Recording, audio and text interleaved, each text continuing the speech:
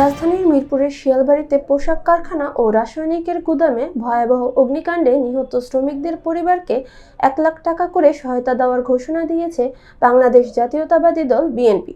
মারা গেছেন, নিহত হয়েছেন এই রাসায়নিক বিস্ফোরণে, এই কেমিক্যাল ফ্যাক্টরিতে, তাদের প্রত্যেক পরিবারকে এখানে আমাদের দলের পক্ষ থেকে জনাব আমিনুল হক, আমাদের ঢাকা মহানগর উত্তর বিএনপির আহ্বায়ক এবং বিশিষ্ট ক্রীড়াবিদ, তিনি ১ লক্ষ টাকা করে তিনি দেবেন।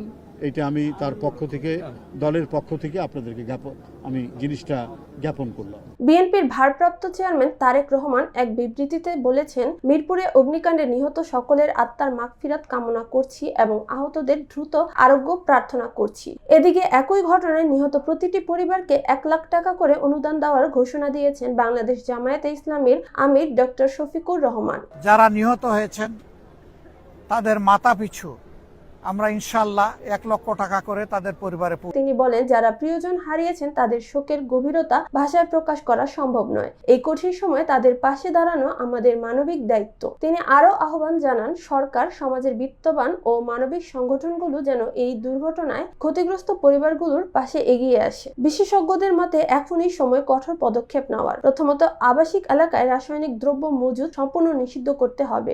প্রথম যে জিনিসটা করতে হবে, আমি মনে করি যারা এটা করেছে তাদেরকে আইনের আওতায় আনতে হবে এবং আমাদের স্ট্রং পলিসি থাকতে হবে যেন জনবহুল এলাকায় এই ধরনের ক্ষেত্রগুলো না থাকে।